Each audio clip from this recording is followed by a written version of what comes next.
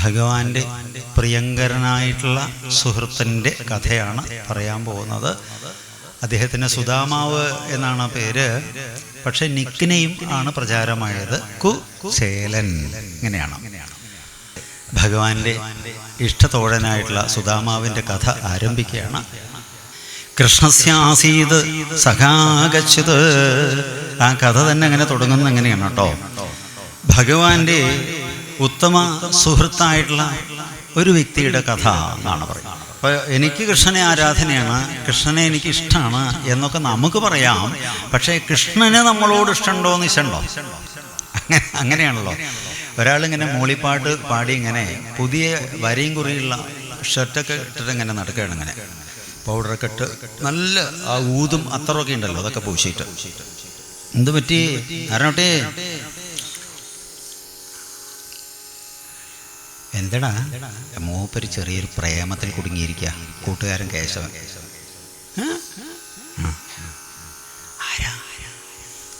വടക്കേ ഇന്ത്യയിൽ വടക്കേ ഇന്ത്യയിൽ ആൾക്ക് പേരറിയില്ലേ? പിന്നെ എന്താ പേര്? ഐശ്വര്യ റായ്. എങ്ങനെയാപ്പാ? അല്ല, നിങ്ങൾ തമ്മിൽ ചാറ്റിങ്ങോ ഇങ്ങോട്ടുണ്ടോ എന്നൊക്കെ അറിയില്ല, അങ്ങോട്ടുണ്ട് എന്നാ പറയുന്നത്. അപ്പം അങ്ങനെയല്ല, ഭഗവാന്റെ സുഹൃത്ത് എന്നാണ് അങ്ങനെയുള്ള കഥ. കാരണം നമുക്ക് ഭഗവാനോട് ആരാധന ഉണ്ടാവാം, ഭഗവാൻ നമ്മളെ ശ്രദ്ധിച്ചിട്ടുണ്ടോ എന്നാണല്ലോ പ്രധാനം. അപ്പം അങ്ങനെ ഭഗവാൻ ശ്രദ്ധിച്ചൊരു വ്യക്തിയുടെ കഥയാണ്. ഒരു വിരക്തൻ എങ്ങനെയായിരിക്കണം, ഒരു ബ്രാഹ്മണൻ എങ്ങനെയായിരിക്കണം, ഒരു സാധു എങ്ങനെയായിരിക്കണം, ഒരു ഭക്തൻ എങ്ങനെയായിരിക്കണം, അഥവാ ഇവരിലൊക്കെ ഉണ്ടാവുന്ന ഗുണവിശേഷങ്ങൾ എന്ത് എന്ന ഈ കഥയിലൂടെ പ്രതിപാദിക്കുന്നു. ചുവട്ടിലിരുന്നാലും കുഴപ്പമില്ല. ഏതായാലും അങ്ങനെ അനേകം മക്കളൊക്കെ ആയിട്ട് ഒരു സാധു ബ്രാഹ്മണൻ കഴിഞ്ഞുകൂടിക്കൊണ്ടിരിക്കുന്ന ഒരു ഗ്രാമത്തിൽ. ഈ സന്ദർഭത്തിൽ കുറച്ചധികം പ്രയാസങ്ങളും പ്രാരബ്ധങ്ങളൊക്കെ ഉണ്ട്. ദാരിദ്ര്യം, വിദ്വാൻമാർക്ക് ദാരിദ്ര്യം അയോഗ്യതയല്ല എന്നാ പറയുക അല്ലേ? വിദ്വാൻമാർക്ക് ദാരിദ്ര്യം ഒരിക്കലും അയോഗ്യതയല്ല. അവർ അതിനെപ്പറ്റി ബോധർ ചെയ്യാറുമില്ല. കാരണം എന്ത് തന്നെയാണെങ്കിലും ഇതിനകത്ത് കൊള്ളാവുന്ന ആഹാരമല്ലേ കഴിക്കാൻ പറ്റുള്ളൂ. എത്ര ഉണ്ടെങ്കിലും വലിയ കോടീശ്വരന്മാർ ഒരു 30 നേരത്തെ ചാപ്പാട് ഒന്നിച്ചുണ്ണോ? സാധിക്കില്ല. ഒരു 4 ഇഡ്ഡലി അങ്ങോട്ടും ഇങ്ങോട്ടും കുത്തിച്ചെലുത്തിയാൽ വേണമെങ്കിൽ 5 എണ്ണം, അതിലപ്പുറം പറ്റുമോ? ഇല്ല. പിന്നെ മതി എന്നല്ലേ പറയുക. ഇങ്ങനെ. അപ്പം അദ്ദേഹം അങ്ങനെ കഴിഞ്ഞുകൂടിക്കൊണ്ടിരിക്കുന്നു. ഒരിക്കൽ അദ്ദേഹത്തിനോട് പത്നി പറഞ്ഞു, സ്വാമി എന്ന് പറഞ്ഞാൽ വലിയവൻ എന്നും ആത്മമിത്രത്തിന് മിത്രമായവൻ എന്നും ഭരിക്കുന്നവൻ എന്നും സുരക്ഷ ഒരുക്കുന്നവൻ എന്നും ഒക്കെ അനേക അർത്ഥമുണ്ട്. പഴയ കാലത്ത് ആര്യൻ എന്നും സ്വാമി എന്നും ഭർത്താക്കന്മാരെ വിളിച്ചിരുന്നു സ്ത്രീകൾ. ആര്യൻ എന്ന് പറഞ്ഞാൽ ശ്രേഷ്ഠൻ അർത്ഥാണ്, സ്വാമി എന്ന് പറഞ്ഞാൽ ഈ പറഞ്ഞ അർത്ഥങ്ങൾ. അപ്പോൾ സ്വാമി, വിവാഹം കഴിഞ്ഞ ആദ്യ നാളുകളിലെ അങ്ങയുടെ വലിയ വലിയ ബന്ധങ്ങളെ പറ്റിയിട്ടും പാഠകാര്യങ്ങളെ പറ്റിയിട്ടും ഒക്കെ പറഞ്ഞിട്ടുണ്ടായിരുന്നു. ആ കൂട്ടത്തിൽ കൃഷ്ണപരമാത്മാവിനെ പറ്റിയിട്ടൊക്കെ ഭഗവാനെ പറ്റിയിട്ടൊക്കെ പരാമർശിച്ചിട്ടുണ്ട്. അപ്പോൾ സാധാരണഗതിയിൽ ചെറിയൊരു എന്തായാലും പറയുക, നാടൻ ഭാഷയിൽ ലണ്ടൻ അടിക്കുക എന്നൊക്കെ പറയാം അല്ലേ? ഇങ്ങനെ പൊങ്ങച്ചം പറഞ്ഞതാണോ എന്നൊരു സംശയമുണ്ട്. സത്യത്തിൽ മൂപ്പരായിട്ട് നേരിട്ട് എന്താ അപ്പം അങ്ങനെ തോന്നാൻ? അല്ല, ഒന്നുമില്ല. വലിയ പ്രഭുവല്ലേ, അദ്ദേഹത്തിനെ പറ്റിയിട്ടൊക്കെ വളരെ ഇതായിട്ട് ഉദാഹരണമാണ്. അപേക്ഷയുള്ളോരു ജനത്തിനെല്ലാം ഉപേക്ഷ കൂടാതെ കൊടുക്കും ഈശൻ. ഇങ്ങനെയൊക്കെ കേട്ടിട്ടില്ല, അതുകൊണ്ട് പറഞ്ഞു എന്നേ ഉള്ളൂ. അത് മാത്രമല്ല, കുട്ടികളൊക്കെ വല്ലാതെ വിഷമിക്കണോ, എന്തെങ്കിലുമൊക്കെ ഒരു സൗകര്യം അദ്ദേഹത്തിനെ ഉണ്ടാവാതിരിക്കോ, ഉണ്ടാക്കി തരാതിരിക്കോ? ഗമിക്കു നീ ചിന്നിഹ കണ്ടുപോന്നാൽ നമുക്ക് വീണ്ടും അത് നൽകും ഈശൻ. എന്താ പറഞ്ഞത്? നമുക്ക് കാശ് തരുന്നല്ല പറഞ്ഞത്, നമുക്ക് വേണ്ടുന്നത് നൽകും ഈശൻ. രമയ്ക്കു ചേതോഹരനായ കാന്തൻ ക്ഷമിക്കുമോ നമ്മുടെ ദീനഭാവം? നമ്മുടെ ദീനഭാവം കണ്ടാൽ അദ്ദേഹത്തിന് അറിയില്ലേ, മനസ്സിലാക്കാനുള്ള കഴിവില്ലേ, വെറുതെ അയക്കോ, ഒന്ന് ചെല്ലരുതേ എന്ന് ചോദിച്ചു. അദ്ദേഹം ചിരിച്ചുകൊണ്ട് പറഞ്ഞു, പ്രിയേ, പോണേ കൊണ്ട് വിരോധമൊന്നുമില്ല. അനന്തരൻ ബ്രാഹ്മണനേവമോജേ, ധനം തരും ദേവൻ അനന്തരൂപൻ. ഭഗവാൻ തരും, ധനവും തരും. അനർത്ഥമൂലം ധനമെന്നു കൽപ്പിച്ച് എനിക്കതിങ്കൽ കൊതിയില്ല ബാലേ. എനിക്ക് അതിൽ കൊതി തോന്നില്ല. കാരണം എന്താ അറിയോ? ധനിക്കു ശത്രുക്കൾ അസംഖ്യമുണ്ടാം, മനക്കുരുന്നിൽ ഭയമേറ്റമുണ്ടാം, തനിക്കലംഭാവവുമില്ല പിന്നെ കനക്കവേ കൗതുകമേറ്റമുണ്ടാം. കുട്ടിക്ക് ചോറ് കൊടുത്തു, പട്ടിക്ക് ചോറ് കൊടുത്തു, ഗേറ്റൊക്കെ പൂട്ടി, മെയിൻ വാതിൽ പൂട്ടി, പട്ടയിട്ടു, ഉള്ളുന്ന് ലോക്കിട്ടു, ലൈറ്റ് കെടുത്തി കിടന്നു, പട്ടി കുറച്ചു. ലൈറ്റ് ഇട്ടു, ജനല് തുറന്നു, പട്ട ഇളക്കി നോക്കി, പുറത്തെന്താ ഏതാ ഒന്നുമില്ല. അതിപ്പോൾ വേറൊരു പട്ടിയെ കണ്ടാലോ, വേറൊരു ജീവിയോ കോഴിയോ എന്തെങ്കിലും ഒരു പക്ഷി അധികം പോയി കഴിഞ്ഞാൽ പട്ടി കുരയ്ക്കും. അതിനിപ്പോൾ ആ ഭാഷയില്ലെന്ന് വെച്ചുള്ളൂ. പക്ഷേ നമ്മുടെ ഉള്ളിൽ അതെ, ധനിക്കു ശത്രുക്കള സംഖ്യമുണ്ടാം, മനക്കുരുന്നിൽ ഭയമേറ്റമുണ്ടാം, തനിക്കലംഭാവവുമില്ല പിന്നെ കനക്കവേ കൗതുകമേറ്റമുണ്ടാം. കഷ്ടിച്ചു കൃത്യം കഴിയുന്നവനും അഷ്ടിക്കു മുട്ടാതെ വസിപ്പവനും കെട്ടിധനം നേടിയിരിപ്പവനും പെട്ടെന്നു തുല്യം ഖലു വൃത്തി ദുഃഖം. കഷ്ടിച്ചു കൃത്യം കഴിയുന്നവനും, കഷ്ടിമുഷ്ടിയായിട്ട് കഴിയുന്നവനും, കെട്ടിധനം നേടിയിരിപ്പവനും, കെട്ടിധനമിരിപ്പവനും പെട്ടെന്ന് ചില ബ്ലോക്കുകൾ സംഭവിക്കാം. ഇപ്പം ഞങ്ങളുടെ നാട്ടിൽ കിഴക്കാട് ഭാഗത്തൊക്കെ ഒരു പദ്ധതിയുണ്ട്.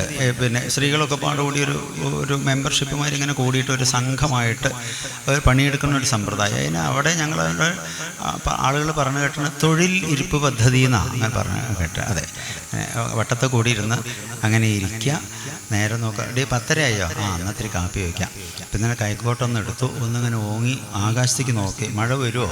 ഇല്ല, അവിടെ ഇരുന്നോട്ടോ. അത് എടുത്തി പൊങ്ങിച്ച കൈക്കോട്ടൊന്ന് ചോട്ടിലേക്കിടും, അങ്ങനെ ഇട്ടു. കുറച്ച് കഴിഞ്ഞാൽ പിന്നെ ചാപ്പാട, ഇങ്ങനെയൊക്കെയുള്ള കിഴക്കാടേയുള്ളൂ കേട്ടോ അങ്ങനെയുള്ള സമ്പ്രദായം. അപ്പോൾ ഇങ്ങനെ ആളുകളെ അലസന്മാരും അലസകളുമാക്കിക്കൊണ്ട് കേടുവരുത്തതിൻ്റെ ഭാഗമായിട്ട് എന്താ അറിയോ, മര്യാദയ്ക്ക് പണിക്ക് ആളെ കിട്ടാനില്ല. ഉള്ളവർ കയ്യിൽ സ്നേഹവും ഇല്ല, ശ്രദ്ധയില്ല. അങ്ങനെ നോക്കൂ, കർമ്മബോധവും ധർമ്മബോധവും ഇല്ലെങ്കിൽ വലിയ വിഷമമാണ്. കാരണം തൻ്റെ നിയോഗം എന്താണ്, ഭഗവാൻ തനിക്ക് എന്തിനാണ് കരുത്ത് തന്നത്, അത് എങ്ങനെയൊക്കെ ഭംഗിയായിട്ട് നിർവഹിക്കാമെന്ന് ചിന്തിക്കുന്നതിന് പകരം എങ്ങനെയൊക്കെ ഉടായ്പ് കാണിക്കുക എന്ന നിലയിൽ ആളുകളുടെ ചിന്ത പോകുമ്പോൾ മനസ്സിന് വലിയ വിഷമമായിട്ട് പത്മനാഭനാർ എന്ത് ചെയ്തോ, കൃഷി മുഴുവനും കൂടി വിറ്റ് കാശാക്കിയിട്ട്. അപ്പോൾ ബാങ്ക് മാനേജർ അദ്ദേഹത്തിന്, സാർ ഇങ്ങനെ കാശുള്ളവൻ എങ്ങനെയല്ലേ വിളിക്കുക? സാർ. അദ്ദേഹത്തിന് സന്തോഷമായി, കുഴപ്പമില്ല കേട്ടോ, കൃഷി 2 കൊല്ലം മുമ്പ് വെക്കായിരുന്നു, കാരണം അന്ന് മുതൽക്ക് സാറ് വിളി കേൾക്കാമല്ലോ. ഏതായാലും അങ്ങനെ ബാങ്ക് കൊണ്ടുപോയി ഇട്ടു. അദ്ദേഹം 2 ഇഞ്ച് നീളത്ത് 1.25 ഇഞ്ച് വീതിയിൽ പ്ലാസ്റ്റിക് കടലാസ് കൊടുത്തു, രഹസ്യ കോഡ് പറഞ്ഞു കൊടുത്തു. ഇത് സുഖം അറിയോ, അതങ്ങനെ പോകും. ആവശ്യം വരുമ്പോൾ എല്ലാം ബാങ്കിലിട്ടു. എന്നിട്ട് എന്ത് ചെയ്യണം അറിയോ, നേരെ അങ്ങാടി പോയി എയർ കണ്ടീഷൻ കൂടാ ഉണ്ടാവുക, ATM, അതിൻ്റെ ഉള്ളിൽ പോയി ആ മിഷനിൽ കാർഡിട്ടോ, കടകടാ കട, കിടി ശകശകേന്ന് വലിക്കുക. ആ സുഖം. പക്ഷേ ചില ഘട്ടങ്ങളിൽ കടകടാ കട, കിടി ശകേന്ന് വരുന്നില്ല. എന്തറിയോ, നെറ്റ്വർക്ക് പ്രോബ്ലം വന്നാൽ ഈ സാധനം വർക്ക് ചെയ്യില്ല. അപ്പം അനുഭവം ശരിയായില്ലേ? കഷ്ടിച്ചു കൃത്യം കഴിയുന്നവനും അഷ്ടിക്ക് മുട്ടാതെ വസിപ്പവനും കെട്ടിധനം നേടിയിരിപ്പവനും പെട്ടെന്നു തുല്യം ഖലു വൃത്തി ദുഃഖം. പെട്ടെന്ന് ചില വിഷമങ്ങൾ എല്ലാവർക്കും ബാധിക്കും. എങ്കിലും നീ പറഞ്ഞ സ്ഥിതിക്ക് ഞാൻ പോവാം, അതിൽ വിരോധമില്ല. പക്ഷേ നേരത്തെ പറഞ്ഞതുപോലെ കൊച്ചുകുട്ടികളെ കാണാൻ പോകുമ്പോൾ, യജ്ഞസ്ഥലത്തേക്ക് പോകുമ്പോൾ, രോഗികളെ കാണാൻ പോകുമ്പോൾ, പിന്നെയോ മഹാപുരുഷന്മാരെ കാണുമ്പോൾ വെറും കൈയോടെ പോകരുത്. എന്തെങ്കിലും കരുതൽ വേണം, കാഴ്ചദ്രവ്യം വേണം. പ്രാഭൃതം ആണ് പ്രാഭൃതം. എന്ത് ചെയ്യാം? അപ്പോൾ തന്നിൽ വലിയ ഉയർന്ന ആളുകളോട് ചോദിക്കരുത്. കാരണം എന്താ പറയുക, അവർക്ക് അറിയില്ല, സിറ്റുവേഷനുകൾ മനസ്സിലാക്കാനുള്ള ബോധമുണ്ടാവില്ല. തന്നിൽ താഴെയുള്ള ആളുകളോടും വാങ്ങുന്ന സുഖം പോരാ. എന്താ അറിയോ, അല്പത്തരം ഉണ്ടാവും. ആരെങ്കിലും വന്ന് എന്തെങ്കിലും സഹായം ചെയ്ത് പുറത്തു പോയി കഴിഞ്ഞാൽ ബസ് സ്റ്റോപ്പിൽ നേരെ പോയി, കരുണാകരൻ ബസ് കയറി പോയോ? ബസ് കയറി പോയല്ലോ. എന്തേ? ഒന്നുമില്ല പാവം ബസ് കിട്ടി, പോട്ടെ, തിരക്കുണ്ട് എന്ന് പറഞ്ഞിട്ടുണ്ടായിരുന്നു. എന്താ ഒന്നുമില്ല, മനുഷ്യന്മാർക്ക് എപ്പോഴും എന്താ അവസ്ഥയെ വരാൻ പറ്റുകയെന്നറിയില്ല. മൂപ്പൊരു കുടുക്കപ്പെട്ടു വന്നോ, നമ്മളൊരു സാമ്പത്തിക സഹായം ചോദിച്ചു, ഞാനിപ്പോൾ ഒരു 25,000 റുപ്യ കൊടുത്തു. എന്താ ഇപ്പോൾ ഇതിപ്പോൾ നമുക്ക് മനുഷ്യനല്ലേ, ഒരു സഹായമൊക്കെ ചെയ്യണ്ടേ. ഇങ്ങനെ ഒരു 300 പേരിൻ്റെ അടുത്തേക്ക് പറയും. ഇതാണ് അല്പന്മാരുടെ സമ്പ്രദായം. സമന്മാരോടാവാം, അവരെന്താ വെച്ചാൽ അത് മിണ്ട് മാന്യമായിട്ട് ആ കാര്യം കൈകാര്യം ചെയ്യും. അപ്പോൾ പത്നി ഓരോ മറ്റ് ബ്രാഹ്മണ ഗ്രഹങ്ങളിലൊക്കെ പോയപ്പോൾ അവരൊക്കെ കുറേശ്ശെ അവലും മറ്റുമൊക്കെ കൊടുത്തു. ആദ്യകാലത്തൊക്കെ ആഹാരത്തിൻ്റെ ഒരു ഭാഗം തന്നെയായിരുന്നു അവല് എന്നാണ് അല്ലേ. നെല്ല് കുത്തി അരിയാക്കി കല്ലുരലിട്ടു മന്ദം അങ്ങനെ കുത്തിയിട്ട്. അപ്പോൾ അവലിന് തത്വം വേറെയാണ്, അത് പിന്നെ പറയാം. ഈ തത്വങ്ങളൊക്കെ നമ്മൾ എപ്പോഴാണ് പറയുക? ഉച്ചയ്ക്ക് ശേഷം 4 മണി ചായ കുടിച്ചതിന് ശേഷം പറയാം. ഏതായാലും ഇത് ഒരു ശുദ്ധമായിട്ടുള്ള ഒരു തുണിയിൽ കെട്ടിപ്പൊതിഞ്ഞ് ഭഗവാനെ കാണാനായിട്ട് യാത്ര ചെയ്യാം. കുറേ ദൂരം നടക്കണം, വാഹനങ്ങളില്ല.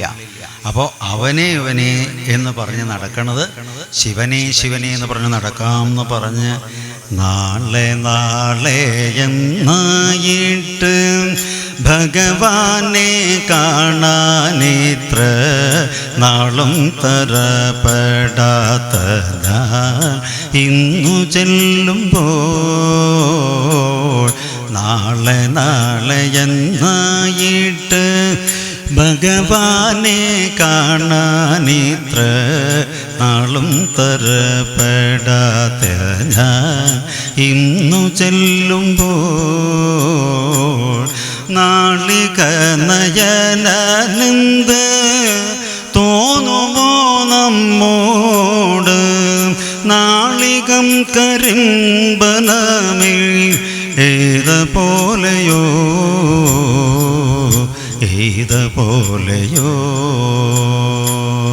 നാളെ നാളെ എന്നായിട്ട് ഭഗവാനെ കാണാനിത്ര നാളും തരപ്പെടാത്ത ഞാൻ ഇന്നു ചെല്ലുമ്പോൾ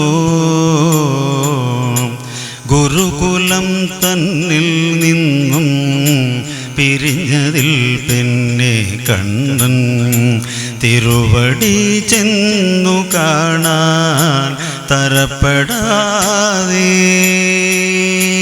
ഗുരുകുലം തന്നിൽ നിന്നും പിരിഞ്ഞതിൽ പിന്നെ കണ്ണൻ തിരുവടി ചെന്നു കാണാൻ തരപ്പെടാതെ കരയറ്റ സംസാരത്തിൽ ദുരിതത്തിൽ വീണു മുങ്ങി കഴിഞ്ഞതിൽ തമ്പുരാനെ കരുതിയിടല്ലേ നാളെ നാളെ എന്നായിട്ട് ഭഗവാനെ കാണാനിത്ര നാളും തരപ്പെടാത്ത ഞാൻ ഇന്നു ചെല്ലുമ്പോൾ ഓർത്താലെൻ്റെ ദാരിദ്ര്യം തീർത്തയച്ചേനയർത്തിച്ചെങ്കിൽ ആർത്ത പാരിജാതമാണെന്ന് അയർത്തുപോയി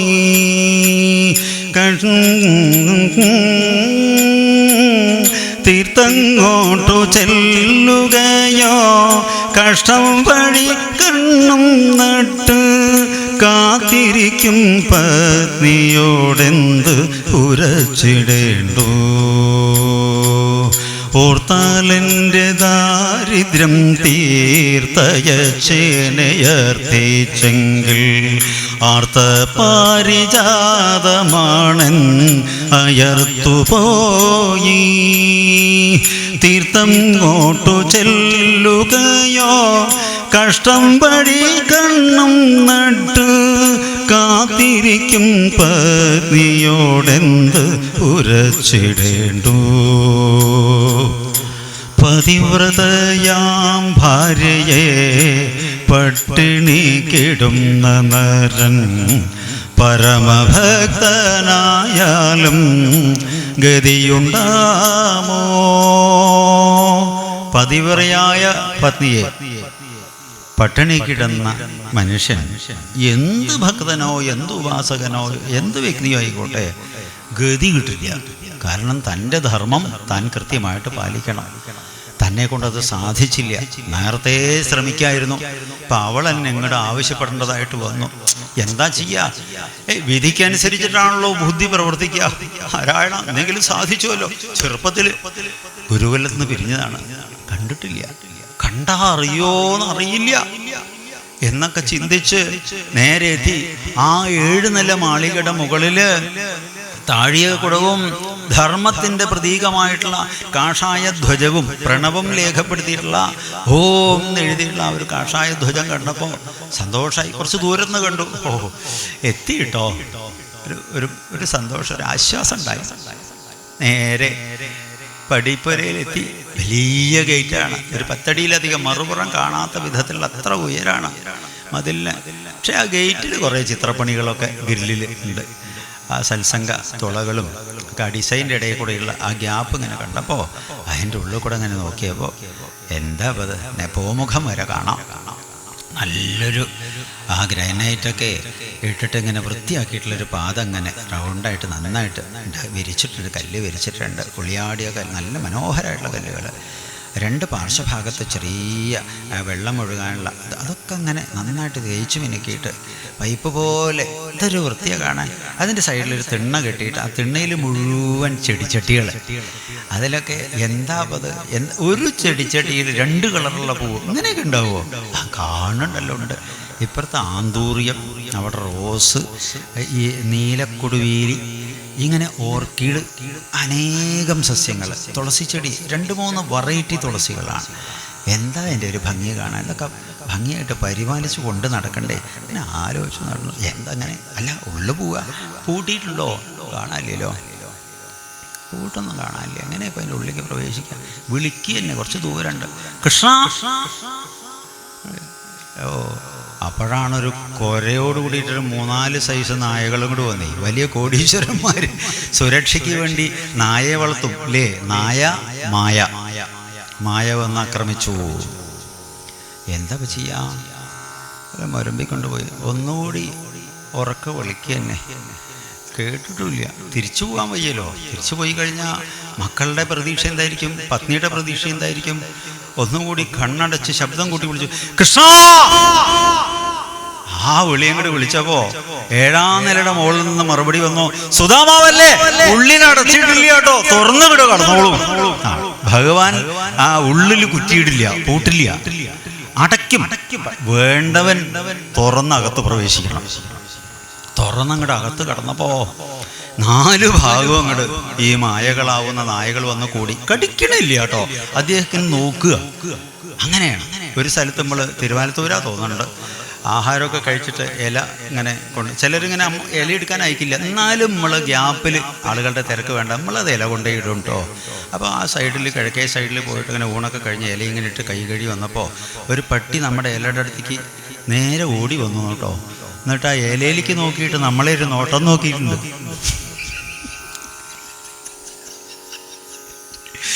മനസ്സിലായില്ലേ? ഇതേമാതിരി സുധാമാവിനെ നോക്കുക. കടിക്കണില്ല. കാരണം എന്താ അറിയോ? കടിച്ചാൽ അതിൻ്റെ പല്ല് വീട് ഒരു എന്തെങ്കിലും വേണ്ടേ? അത്ര ക്ഷീണിതനാണല്ലോ പാവം. പക്ഷേ അദ്ദേഹം കണ്ണടച്ചങ്ങനെ നിന്നു. ഭഗവാനാവട്ടെ ചാടിയിട്ട് പ്രവടാന്നങ്ങോട്ട് ചാടി അങ്ങോട്ട് ഓടി ഇങ്ങോട്ട് വന്നിട്ട് തൻ്റെ കൂട്ടുകാരനെ അങ്ങോട്ട് കെട്ടിപ്പിടിച്ചപ്പോൾ പട്ടികളൊക്കെ പിന്നെന്താ അറിയോ, ഉടമസ്ഥൻ്റെ ബന്ധുവാണെന്ന് തോന്നിക്കഴിഞ്ഞാൽ പിന്നെ ആക്രമിക്കുമോ? ഇല്ല, പിന്നെ വാലാട്ടാൻ തുടങ്ങി എന്ന് പറയാണ്. ആ ജഗൽ പ്രഭുവോട് ചേർന്നാൽ മായ അടങ്ങുന്നു, നായ അടങ്ങുന്നു, അവിടെ അടങ്ങി. അങ്ങനെ നേരെ ഭൂമുഖത്തിലേക്ക് പ്രവേശിക്കുമ്പോഴേക്ക് പത്നിമാരുണ്ട്, ദാസിമാരുണ്ട്. പത്നിമാരെന്നെ ഉണ്ടല്ലോ 16,008. ഇവരെല്ലാവരും ഓരോ താലെടുത്താലത്തെ കഥ എന്താണെന്ന് ആലോചിച്ച് നോക്കൂ. 2 ഭാഗത്തുനിന്നും ഇവർ താലമൊക്കെ എടുത്ത് ചെരാതുകളൊക്കെ വെച്ച്. കാരണം ഭഗവാൻ ഇത്രയധികം ഔത്സുക്യത്തോടുകൂടി ഓടിപ്പോയി സ്വീകരിക്കുന്നുവെങ്കിൽ ആ വ്യക്തി സാമാന്യനാവില്ല, അസാമാന്യനാവും എന്നുള്ള ബോധം അവരിലുണ്ടായിരുന്നു. ആദരവോടുകൂടിയിട്ട് അദ്ദേഹത്തിനെ ആനയിച്ചു. ഭഗവാൻ അദ്ദേഹത്തിൻ്റെ ചുമലിൽ പിടിച്ചുകൊണ്ട് നേരെ നടന്നെടുക്കുകയാണ്. അദ്ദേഹത്തിൻ്റെ അവസ്ഥ എന്താ അറിയോ? ഇത്രയും വലിയ സൗധത്തിനും ഇതിന് എല്ലാത്തിനും പ്രഭുവായിട്ടുള്ള ആള് തന്നെ തിരിച്ചറിഞ്ഞതിലുള്ള ഒരു ആഹ്ലാദം, തന്നെ അടുത്തു നിന്ന് തൊട്ടതിലുള്ളൊരു കൗതുകം, ശരീരം അങ്ങനെ പ്രവർത്തിക്കാത്ത മാതിരി ഒരു യന്ത്രം മാതിരി ഇങ്ങനെ നടന്നുപോയി നേരെ പടിക്കെട്ട് കയറുന്നതിന് മുമ്പ് ഒരു പലക, അണിഞ്ഞൊരു പലക വെച്ചിട്ടുണ്ട്. അതിൽ കയറി നിർത്തി കിണ്ടിയും കൊണ്ട് ആ വെള്ളം ഇങ്ങനെ മുരലുകൊണ്ട് ഉഴച്ച് കാലൊക്കെ വൃത്തിയാക്കി. എന്നിട്ട് അകത്തേക്ക് കൊണ്ടുപോയിട്ട് അകത്ത് പോയപ്പോൾ അന്തം വിട്ടു കേട്ടോ. എന്താ ആ തൂണിൻ്റെയൊക്കെ ഒരു പണികളും, ഈ സീലിംഗ് ഹൈറ്റൊക്കെ നല്ല 2 നില ബിൽഡിങ്ങിൻ്റെ ഉയരണ്ട് സീലിംഗ് ഹൈറ്റ്. അങ്ങനെ ഏതായാലും ഇതിൻ്റെയൊക്കെ മുകളിലേക്ക് ചെന്ന് നോക്കി ഇങ്ങനെ അത്ഭുതപ്പെട്ടു. സ്വർണ്ണ ഫ്രെയിം കൊണ്ട് ഉണ്ടാക്കിയിട്ടുള്ള മനോഹരമായിട്ടുള്ളൊരു സോഫ, അതിലിങ്ങനെ നല്ല കടഞ്ഞ പഞ്ഞിയൊക്കെ നിറച്ച് കാഞ്ചീപുരം പട്ടുകൊണ്ട് ഇങ്ങനെ കുഷനൊക്കെ ഉണ്ടാക്കി 2 സൈഡിലിങ്ങനെ ഉരുണ്ട തലേണ്ണയൊക്കെ ഉണ്ട്. ഇതെങ്ങനെ ഒരുക്കിയിട്ടുണ്ട്. ഒരൊറ്റ കസേര വേറെയുണ്ട്. അതിൽ വലിയ വിസ്താരമുള്ള കസേരയുടെ അടുത്തേക്ക് ഇദ്ദേഹത്തിനെ കൊണ്ടുപോയിട്ട് സുധാമാവിനെ അതിലങ്ങോട്ട് ഇരുത്തി ഭഗവാൻ. എന്നിട്ട് ഭഗവാൻ എന്താ ചെയ്തറിയോ? നേരെ ചോട്ടിൽ നിലത്തങ്ങടിരുന്നു. നിലത്തിരിക്കുന്നു തോന്നിയപ്പോഴേക്കും ഒരു പത്നി വേഗം ഒരു ആസനം എടുത്ത് അടി കൊടുത്തു. അങ്ങനെ നിലത്തിരിക്കാൻ വയ്യല്ലോ, അത് ഞങ്ങൾ സമ്മതിക്കില്ല എന്നുള്ള നിലയിൽ. എന്നിട്ടോ തൻ്റെ സുഹൃത്തിൻ്റെ 2 കാലും എടുത്തിട്ട് തൻ്റെ മടിയിലങ്ങോട്ട് വെച്ചു. എന്നിട്ട് ഉത്തരീയം കൊണ്ട് അതൊക്കെ അങ്ങനെ തുടച്ചു കൊടുക്കുക. അപ്പോഴേക്കും ഇദ്ദേഹത്തിൻ്റെ ബോധം നഷ്ടപ്പെട്ടു കേട്ടോ. സുധാമാവിൻ്റെ ബാഹ്യബോധമൊക്കെ പോയി അങ്ങനെ 2 കൺകോണുകളിൽ നിന്ന് കണ്ണുനീരിങ്ങനെ ഒലിപ്പിച്ചിങ്ങനെ തൊഴുതു പിടിച്ച് അന്തമിട്ടിരിക്കാൻ തുടങ്ങി.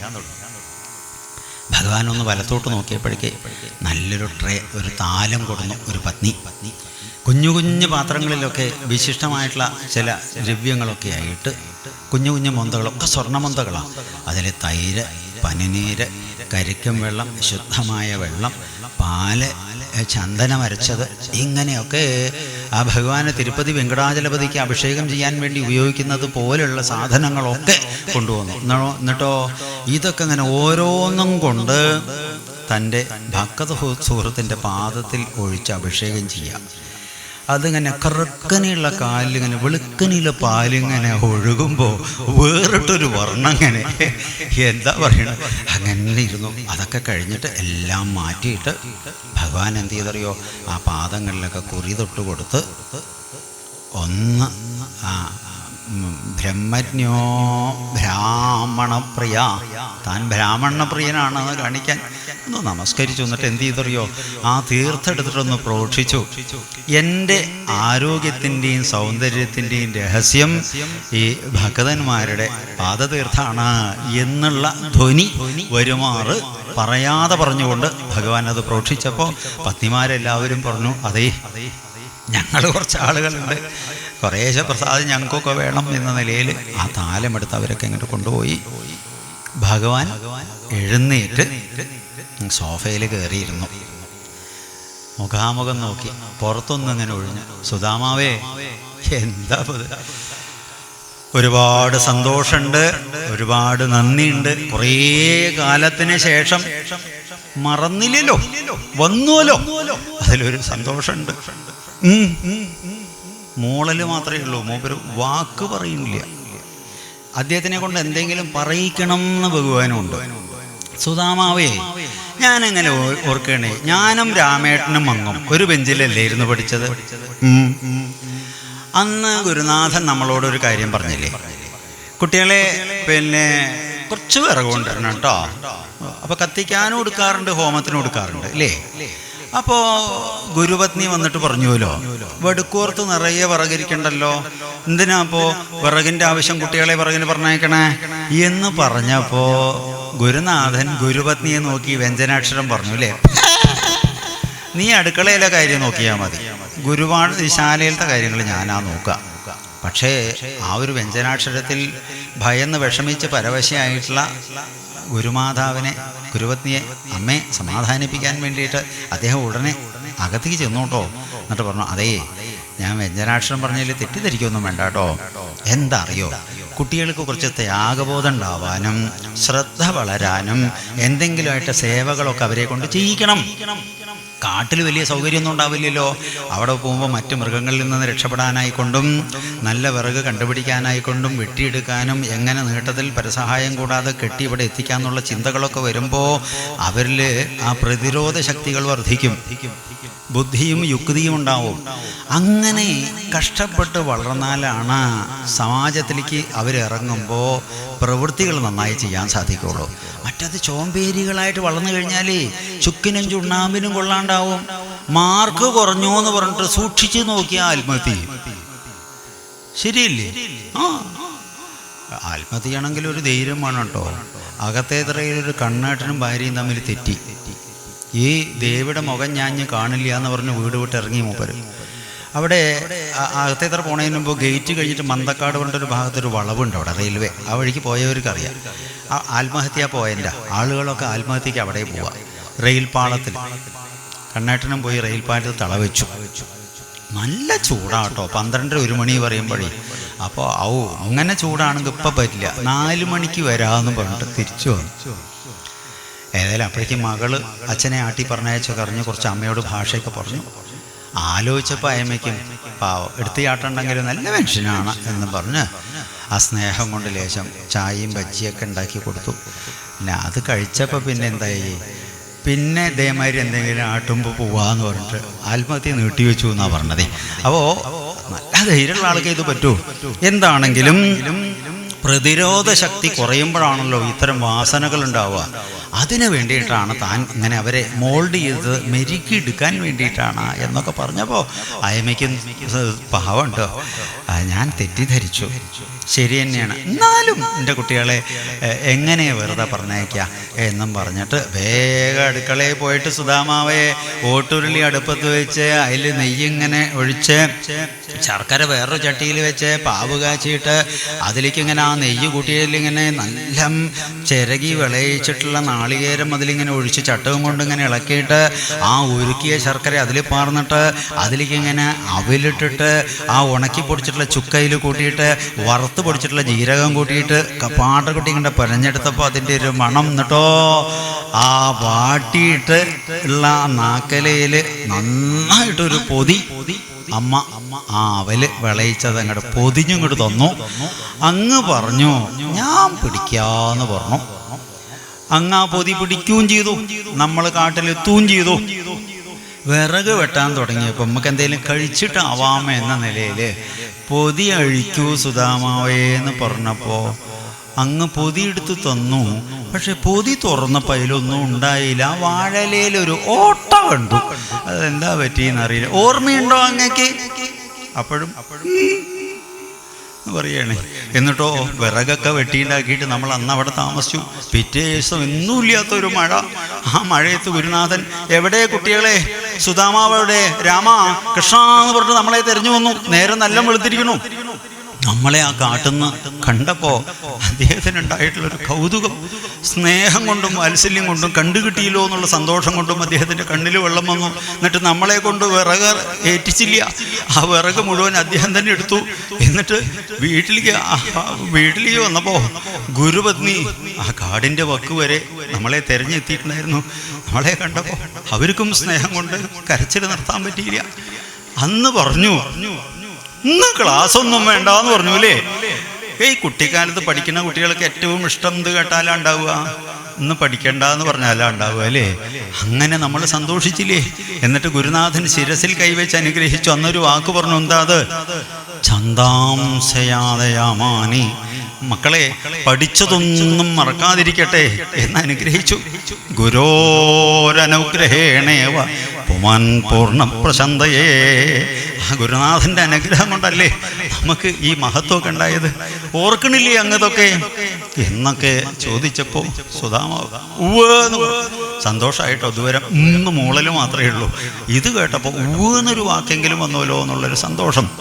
അദ്ദേഹം ചോദിച്ചു, സുധാമാവേ അങ്ങയുടെ നാട്ടിലിപ്പോൾ നല്ല കൂർക്ക തവളക്കണ്ണ നെല്ലിൻ്റെ അവിലിനൊരു മണാട്ടോ, തവിടിൻ്റെ ഒരു മണാണ്.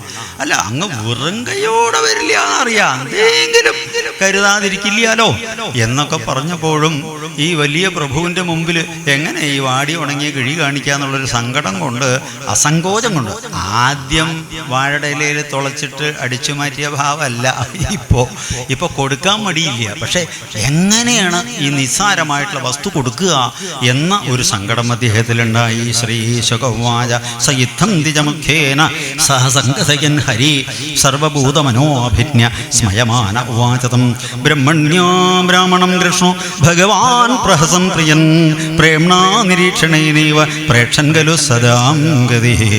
ശ്രീ ഭഗവാൻ ഉവാച കിം ഉപായനമാനീതം ബ്രഹ്മൻ മേ മപദാഗ്ഭവതാ ഗൃഹാത് അന്യപ്യവാപഹൃതം ഭക്തൈ പ്രേംണാ ഭൂര്യേവ മേ ഭവേത് ഭൂര്യപ്യഭക്തോപഹൃതം നമേ ദോഷായ കൽപ്പതേ പത്രം പുഷ്പം ഫലം തോയം യോ മേ ഭക്ത്യാ പ്രയച്ഛതി തദഹം ഭക്ത്യുപഹൃതം അശ്നാമി പ്രയതൽമനഃ ഇത്യുക്തോ വിദിതസ്മൈ വ്രീഡിതപദയേ ശ്രിയഃ. അദ്ദേഹം വർത്തമാനം പറഞ്ഞതിൻ്റെ ഇടയിൽ അല്ല എന്തെണ്ണ തേക്കണത്, മുടിയൊക്കെ കുറേശ്ശെ കൊഴിഞ്ഞു തുടങ്ങിയിരിക്കുന്നുണ്ടല്ലോ എന്നും പറഞ്ഞിട്ട് കൂട്ടുകാരൻ്റെ തലയിലേക്ക് എന്നിങ്ങനെ നോക്കി. അതൊരു സൂത്ര, എന്താ അറിയോ, ശിരോലിഖിതം വായിക്കണേ. ശ്രീക്ഷയ 3 അക്ഷരം അങ്ങനെയാണ്, ശ്രീക്ഷയ. അങ്ങനെ വരട്ടെ, വെറുതെ അല്ല ഈ ചിറ്റിക്കളി. ഇല്ല, മാറും. നല്ല എണ്ണയൊക്കെ കാച്ചി തേച്ച് കഴിഞ്ഞാൽ നീലിഭൃംഗാദിയും കുമാരി തൈലവും കൂടി കൂട്ടിയിട്ട് അകത്തേക്ക് ഇത്തിരി ചവനപ്പാശവും കൂടി കഴിച്ചാൽ വ്യത്യാസം വരും എന്ന് പറഞ്ഞു. ഒന്നിങ്ങനെ തട്ടിയതുകൂടി എന്താ അറിയോ, അക്ഷരത്തിനെ മാറ്റിയിട്ടു.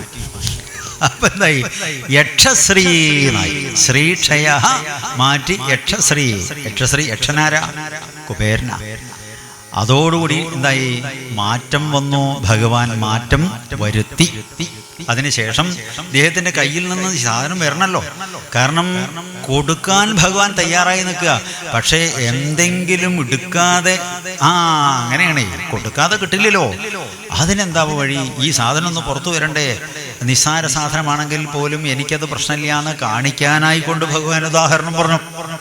എനിക്ക് സുധാമാവേ, വലിയ വലിയ പ്രഭുക്കളൊക്കെ നമ്മളെ ഊണിനൊക്കെ വിളിക്കാറുണ്ട് കേട്ടോ, വിളിച്ചിട്ടുണ്ട്. പക്ഷെ എന്താ നിശ്ചയില്ല, എനിക്ക് അങ്ങനെയൊന്നും പോവാൻ തോന്നില്ല. മനസ്സിലായില്ലേ? പരാന്നം ഞാൻ കഴിക്കാറില്ല, സ്വാന്നം കഴിക്കും. എന്താ ഈ പരാന്നം സ്വാന്നവും? വേറൊരാളെ വിളിച്ച് ഭിക്ഷ കൊടുക്കണമെന്നുള്ള ഭാവം വരുമ്പോൾ പരാന്നമാണ്. നമ്മുടെ വീട് തന്നെയാണ് അത്. ഭഗവാന്റെ കാര്യം കൊണ്ട്, നിങ്ങളേമാരുള്ള മഹാത്മാക്കളുടെ ആ ഒരു അനുഗ്രഹം കൊണ്ടല്ലേ നമുക്കത് അങ്ങനെയൊക്കെ സാധിക്കണത്. ആ ഒരു ഭാവത്തിലാണെങ്കിൽ എന്തായി, അത് നമുക്കതിൽ ഭേദബുദ്ധി ഇല്ലാതെ നമുക്ക് സ്വീകരിക്കാം. ഇതാണ് നമ്മുടെ സമ്പ്രദായം. ഇനിയിപ്പോൾ അങ്ങനെയാണെങ്കിൽ ഇലയായിക്കോട്ടെ, ദ്രൗപദി ഒരു ചീരയുടെ ഇലയിലേ തന്നത് അല്ലേ? എന്നിട്ടോ എന്തെല്ലാം സൗകര്യം. അതാണ് നമ്മുടെ രീതി. പത്രം പുഷ്പം ഫലം തോയം. ആ ഫലം, ശബരിയാണ് ഫലം കൊടുത്തത് അല്ലേ? എങ്ങനത്തെ ഫലം കൊടുത്തത്? നന്നൂന്ന് തനിക്ക് ബോധ്യം വരാൻ വേണ്ടിയിട്ട് കടിച്ചു നോക്കും. കടിച്ചു നോക്കിയിട്ട് നന്നു കിട്ടോ എന്ന് തോന്നി കഴിഞ്ഞാൽ ഇതിൻ്റെ രാമൻകുട്ടിക്കിരിക്കട്ടെ. അങ്ങനെയാണ് ഭഗവാന് സഹസ്രനാമം ചെല്ലുമ്പോൾ എച്ചിൽ പ്രിയായ നമഃ എന്നാണോ വരിക? അല്ല, സമർപ്പണ പ്രിയായ നമഃ. സമർപ്പണ പ്രിയനാണ്. അപ്പോൾ അങ്ങനെ പഴമായിക്കോട്ടെ വെള്ളമായിക്കോട്ടെ ഞാനത് സ്നേഹം പോലെ സ്വീകരിക്കും. ഒരനുഭവം പറയാം. വിതുരർ ഒരിക്കലും നമ്മളെ വിളിച്ചു കേട്ടോ. അദ്ദേഹത്തിന് വലിയ ഇഷ്ടമാണ്. പറഞ്ഞു, കണ്ണാ വീട്ടിലേക്ക് വരണം കേട്ടോ ദിവസം. അവിടുത്തെ സൗകര്യമായി എന്താ അറിയോ, അങ്ങയുടെ തിരക്ക് നമുക്കറിയാം. പക്ഷെ പെണ്ണുങ്ങൾക്കത് പറഞ്ഞാൽ മനസ്സിലാവില്ല. അവരെപ്പോഴും പറയും, നിങ്ങൾക്ക് എന്താ കൃഷ്ണൻകുട്ടിയെന്ന് കൂട്ടിയിട്ട് വന്നാൽ, നിങ്ങൾക്ക് എന്താ കൃഷ്ണൻകുട്ടിയെന്ന് എപ്പോഴും പറയാനിട്ട്. അല്ല, വന്നാലൊക്കെ സന്തോഷാവും എന്ന് അദ്ദേഹം പറഞ്ഞു. എന്ന് വെച്ചാൽ തനിക്കും നല്ല മോഹമുണ്ട് എന്നാണ് അതിൻ്റെ അർത്ഥം. അപ്പോൾ ഭഗവാൻ പറഞ്ഞു, വരാ ഞാൻ എന്ന് പറഞ്ഞു. വരാന്ന് പറഞ്ഞു, ഇന്നപ്പോൾ വരാമെന്ന് പറഞ്ഞില്ല. അതിന് ശേഷമുള്ള അനുഭവം എന്താ അറിയോ? ഈ സ്ത്രീ ഓരോ ദിവസവും അതിരാവിലെ എണീച്ചിട്ട് മുറ്റം അടിച്ച് തളിച്ച് കോലമിട്ട് പിഞ്ചുപാദങ്ങൾ ആ ഭഗവാന്റെ പ്രവേശിക്കുന്നതായിട്ട് ഭാവന ചെയ്ത് പ്രതീക്ഷിക്കുകയാണ്. ഇന്ന് വരുമോ നിശല്യ, ഇന്ന് വരുമോ നിശല്യ, അങ്ങനെ പ്രതീക്ഷിച്ചിരിക്കുകയാണ്. എന്നും കസേരയിൽ പട്ട് വിരിക്കും, തിരുമ്പി അലക്കി ഇതായിട്ടുള്ള തോർത്തിയിട്ടുള്ള ഇത് വിരിക്കും. എന്നും കദളിപ്പഴം കരുതും, പാലും കരുതും, വെണ്ണയും കരുതും. ഇങ്ങനെ കദളിയൊക്കെ ഇങ്ങനെ വാടി തുടങ്ങി. അപ്പോൾ പറഞ്ഞു, അതെ ഉള്ളു കേടുണ്ടാവില്ല, എന്നാലും വല്ലാണ്ട് കരുവാളിച്ചിട്ടുണ്ട്, ഇത്തിരി പുതിയ പഴം കൊണ്ടുവരുമോ? അദ്ദേഹം അങ്ങാടിക്ക് പോയി സാധനങ്ങൾ വാങ്ങാൻ വേണ്ടിയിട്ട്. ആ ഘട്ടത്തിൽ രണ്ടാമത്തെ കുളിക്ക്, ആദ്യത്തെ കുളിക്ക് അടുക്കളയിൽ പണി കഴിഞ്ഞു. തിരുമ്പി കുളിക്കാനായിട്ട് കുളത്തിൽ പോയിട്ട് തിരുമ്പി കുളിക്കുന്ന സമയത്ത് പുറത്തൊരു ബഹളം. ചന്തത്തിൽ കണ്ണെഴുതി ചന്ദന പൊട്ടും ചാർത്തി പൊന്മയിൽ പീലി ചാർത്തിയ കണ്ണാ നീ വിളയാട്, എന്നുള്ളിൽ വിളയാട് കണ്ണാ നീയാടിയ ലീലകൾ, കണ്ണാ നീയാടിയ ലീലകൾ ഒന്നൂടെ ആടൂലേ, ഒന്നൂടെ ആടൂലേ, ഒന്നൂടെ ആടൂലേ, ഒന്നൂടെ ആടൂലേ കണ്ണാ, കണ്ണാ, കണ്ണാ. കണ്ണനും കുറേ പിള്ളേരുമായിട്ട് തൻ്റെ വീട്ടിലേക്കാണ് ഓടി നേരെ പോകത്ത്. വരൂ, എത്ര ദിവസമായി അറിയോ കാറ്റ്. വിതിരേട്ടനില്ല, അങ്ങാടി പോയതാ. വരൂട്ടി, വരൂ, നിങ്ങളും വരൂട്ടോ. കൂട്ടുകാരെയും വിളിച്ചു. എന്നിട്ടോ ഭഗവാന് വേണ്ടി ഒരുക്കിയിട്ടുള്ള കസേരയിൽ എമ്മിയിരുന്നു. ഭഗവാൻ ചോട്ടിലും ഇരുന്നിട്ടോ പഴെടുത്ത് വെച്ചിട്ടുണ്ട്, കൊണ്ടുവരാം, ഇത്തിരി വാടിയിട്ടുണ്ട്, എന്നാലും കേടില്ല കേട്ടോ. ഇങ്ങനെ എത്ര ദിവസമായി, ഓരോ ദിവസവും ഇങ്ങനെ കാത്തിരിക്കട്ടോ, എന്നാലും ഇങ്ങനെ ചെയ്യാൻ പാടില്ല. തോലിങ്ങനെ ഉരിക്കുക, പഴം കളയുക, തോല് കൊടുക്കുക, തോലിങ്ങനെ ഉരിക്കുക, പഴം കളയുക, തോല് കൊടുക്കുക. 5-6 പഴത്തോല് കൊടുത്തു. ഭഗവാൻ അതൊക്കെ വിഴുങ്ങുകയും ചെയ്തു. അപ്പോഴേക്ക് വിതുരര് വരണു. എന്താ നീ കാണിക്കണേ എന്ന് ചോദിച്ചപ്പോഴാണ് സ്ഥലകാലം ആ തിരുമ്പി കുളിക്കാൻ പോയ അതേ ഡ്രസ്സിലായിരിക്കണതേ. അയ്യേ, നേരെ അകത്ത് പോയി വസ്ത്രമൊക്കെ മാറി നല്ലൊരു പട്ടുസാരി, അതിന് മാച്ച് ചെയ്തിട്ടുള്ള ജാക്കറ്റ്, മുടിയൊക്കെ പിന്നിക്കെട്ടി മുല്ലപ്പൂ വെച്ച് ഒക്കെ ഭംഗിയാക്കിയതിന് ശേഷം കണ്ണാടിയൊക്കെ നോക്കി നേരെ വന്നു. ക്ഷമിക്കണുണ്ടോ, ഞാൻ പെട്ടെന്നൊരു ആവേശത്തിൽ. വിതിരേട്ട പഴം കൊടുത്തില്ലേ? ദാ പുതിയ പഴം കഴിക്കൂ കേട്ടോ. ഞാൻ എന്താ അങ്ങനെ പറ്റിയെന്ന് എനിക്കറിയില്ല. അപ്പോൾ ശരിക്കും തോല് കളഞ്ഞിട്ട് പഴം എടുത്ത് കൊടുത്താൽ പറഞ്ഞു, എനിക്ക് വയറ് നിറഞ്ഞു, വയറ് നിറഞ്ഞു. സത്യത്തിലേ ആദ്യമായിട്ടോട്ടോ ഇങ്ങനെ ഒരു അനുഭവം. ഇത്ര ടേസ്റ്റാണ് ഇതിൻ്റെ തോലിന് എന്ന് ഞാൻ ആദ്യമായിട്ട് അറിയാം. ആരും അങ്ങനെ തന്നിട്ടില്ല എന്നാണ് ഭഗവാൻ പറഞ്ഞത്. എന്താണ് അതിൻ്റെ താല്പര്യം? ഭക്തി എന്നാണ്. അപ്പോൾ ഇങ്ങനെയൊക്കെ ഇളക്കി പറഞ്ഞിട്ടും സുധാമാവ് ചലിച്ചില്ല എന്ന് പറഞ്ഞു കഴിഞ്ഞാൽ അഹങ്കാരം കൊണ്ടല്ല, പിന്നെയും ഒരു മടി. ഈ പ്രഭുവിനെ എങ്ങനെയായി ഉണങ്ങിയ കിഴി കാണിക്കുക എന്നുള്ള വിഷമം. എന്നിട്ട് ഒളിച്ചു വെച്ചു എന്നാണ് ഒരു സൈഡിലേക്ക്. അത്രയ്ക്കൊന്നും ബോഡി വെയിറ്റുള്ള ആളല്ലല്ലോ, ഒരു എല്ലനാ. അപ്പോൾ ഈ സൈഡിലേക്ക് പോയപ്പോൾ ഭഗവാൻ അത് കണ്ടുപിടിച്ചു. കൂട്ടുകാരാ, നല്ല വിളവാണല്ലേ, അവലിനോടുള്ള ഭ്രമം അങ്ങേക്ക് ഇപ്പോഴും നിന്നിട്ടില്ലേ എന്നും പറഞ്ഞ് ഭഗവാൻ അതങ്ങോട്ട് പിടിച്ചെടുത്തു. പൃഥൂക പ്രസിദ്ധിൻ രാജൻ പ്രായച്ഛതവങ്മുഖ സർവഭൂതാത്മക സാക്ഷാൽ തസ്യാഗമന കാരണം വിജ്ഞായാ ചിന്തയന്നായം ശ്രീകാമോ മാ ഭജൽ പുജാ പത്ന്യാ പതിവ്രതയായ സുസഖാ പ്രിയജിഗീഷയ പ്രാപ്തമാമസ്യ യാസ്യാമി സമ്പദോ മർത്യദുർലഭഃ ഇത്തം വിജിന്യവസനാൽ ചിരബദ്ധാൽ ദിജാൽമനഃ സ്വയം ജഹാരഗമിതമിതി പൃഥുകതണ്ടുലാൽ നാരായണ നാരായണ നാരായണ നാരായണ നാരായണ നാരായണ നാരായണ നാരായണ നാരായണ നാരായണ നാരായണ നാരായണ നാരായണ നാരായണ നാരായണ നാരായണ നാരായണ നാരായണ. ഭഗവാൻ ബലമായിട്ട് അതങ്ങോട്ട് അപഹരിക്കുകയാണ് ചെയ്തത് എന്ന് പറയാണ്. ഭഗവാൻ പിടിച്ചതോടുകൂടിയിട്ട് ആ കിഴി അഴിഞ്ഞു, അതിൻ്റെ കെട്ടുകളൊക്കെ അഴിഞ്ഞു. ആവേശത്തോടു കൂടിയിട്ട് ഒരു പിടി അങ്ങോട്ട് വാരി അങ്ങോട്ട് കഴിച്ചു. രണ്ടാമത്തെ പിടി എടുക്കാൻ നിന്നപ്പോൾ രുക്മിണി വന്ന് കയ്യിൽ പിടിച്ചു. കുറേശ്ശെ ഓരോ വറ്റ് പ്രസാദം നേദ്യം ഞങ്ങൾക്കൊക്കെ വേണം എന്ന് പറഞ്ഞ് ബലമായിട്ട് അത് പിടിച്ചു വാങ്ങി. ഭഗവാൻ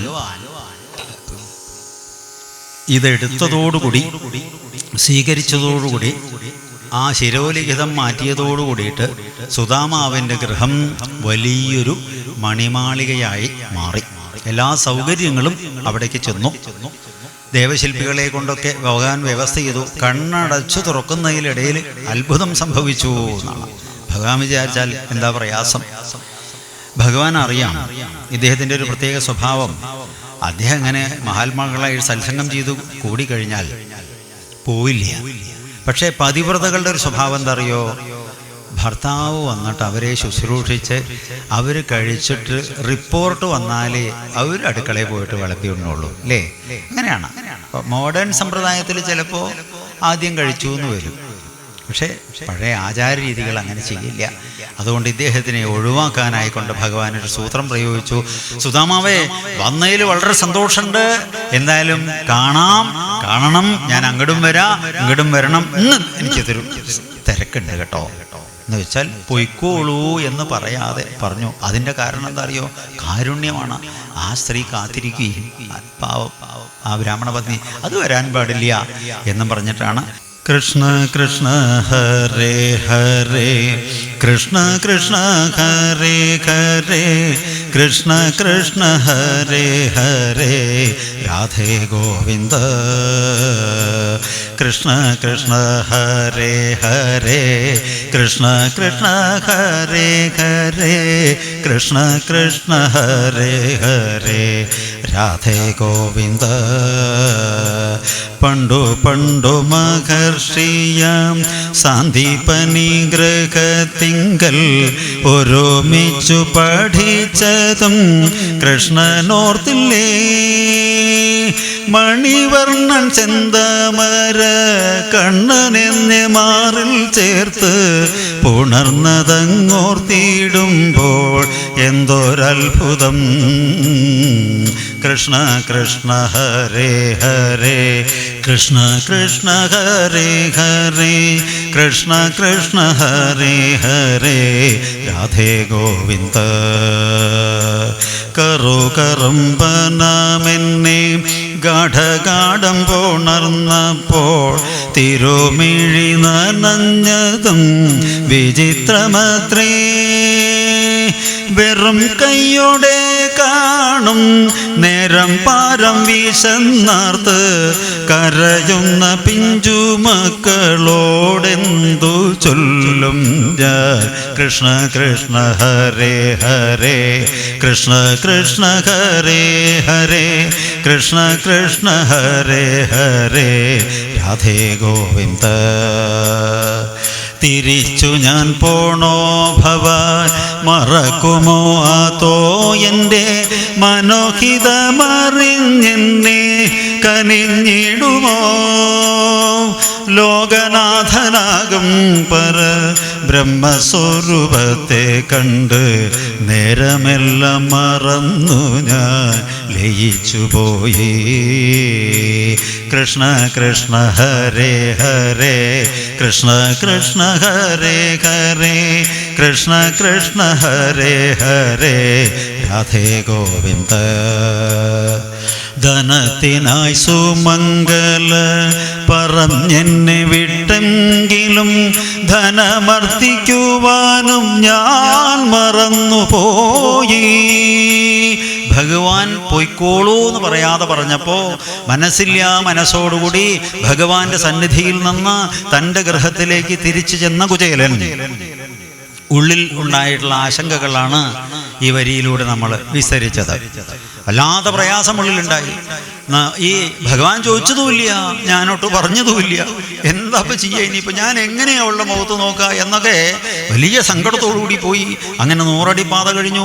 അത് കഴിഞ്ഞ് 10 അടി വീതിയുള്ള പഞ്ചായത്ത് റോഡ്, അത് കഴിഞ്ഞൊരു വളവ് കഴിഞ്ഞിട്ടൊരു തിരുവിൻ്റെ അടുത്തൊരു വിരിവ്, ഇതിൻ്റെ അപ്പുറത്ത് അവിടെയാണ് തൻ്റെ വീട്. ഒക്കെ ശരിയായിരുന്നു, തൻ്റെ വീട് കാണാനില്ല. ഭഗവാനെ രാവണൻ മൂപ്പരാണ് ഈ വീട് കൊണ്ടുപോകണ ആള്, രാവണൻ്റെ വന്നുവോ എന്ന് അത്ഭുതം തോന്നി നോക്കിയപ്പോ മുട്ടുവരെ വളയിട്ടിട്ടൊരു സ്ത്രീ ചെടി നനയ്ക്കണം. പിന്നാമ്പറും ശൈലിയൊക്കെ കാണുമ്പോൾ തൻ്റെ ഫാമിലിയെ തോന്നുന്നുണ്ട്. ഭഗവാനെ അതുമാതിരി ഇപ്പം എത്ര അല്ലേ, ആരാം പെണ്ണുങ്ങളുടെ ഫാമിലിയെ തോന്നാനും പാടില്ല.